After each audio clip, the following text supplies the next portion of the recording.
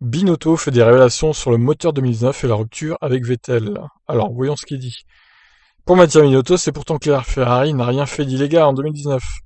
La FIA ne nous a jamais vu faire quoi que ce soit d'illégal, sinon nous aurions été disqualifiés. Aucun concurrent n'a protesté. S'il avait vu une irrégularité flagrante, je me serais attendu à ce que chaque adversaire proteste.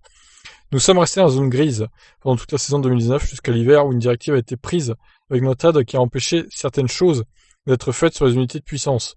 Cela a eu un impact sur tout le monde, mais cela nous a fait plus mal que d'autres comme on le voit actuellement. Un accord secret entre la FIA et Ferrari, très controversé, a mis fin à cette affaire, mais pas la polémique. Mattia Binotto ne voit pas où est le problème. Continuer l'enquête, cela aurait entraîné un gaspillage d'énergie et des coûts de part et d'autre. L'accord était de dire concentrons-nous sur l'avenir et aidons-nous mutuellement à comprendre la zone d'ombre. Oui, bien sûr. L'accord secret est normal. Aurions-nous dû montrer à tout le monde notre moteur et nos secrets? Je pense que personne n'a jamais fait ça en F1 et que personne ne le fera jamais à l'avenir. Un autre moment difficile qu'a eu à affronter Mattia Binotto l'an dernier fut l'annonce à Sébastien Vettel de sa non-prolongation en 2021.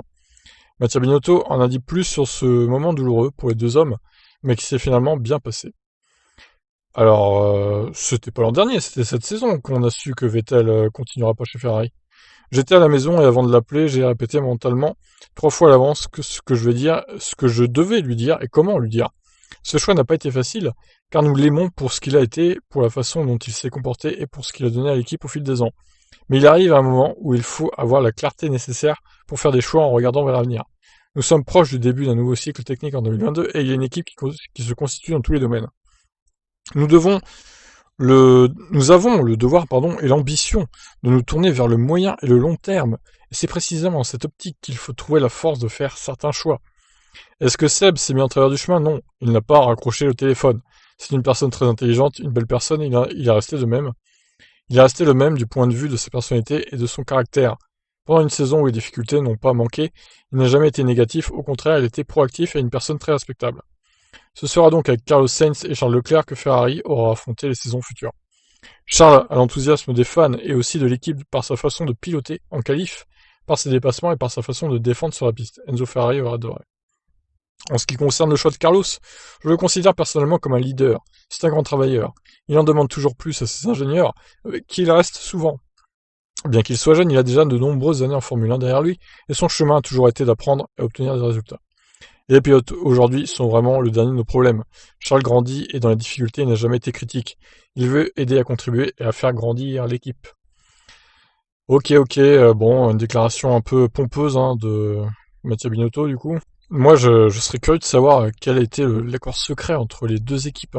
Enfin entre Ferrari et la FIA, du coup, pas entre deux équipes.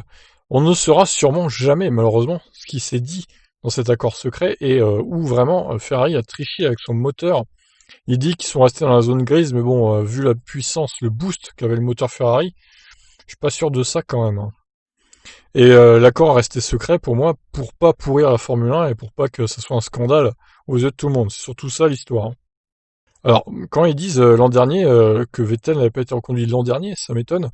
Alors, est-ce qu'ils le savaient déjà fin 2019, Vettel, du coup, et qu'on l'a su, nous, que début 2020? Au témoin d'un doute, je ne sais plus si c'est vraiment l'année dernière ou si c'est en début d'année qu'on l'a su. Bref, je vous laisse réagir, en tout cas, qu'est-ce que vous en pensez des déclarations de Mattia Binotto? Allez, ciao tout le monde.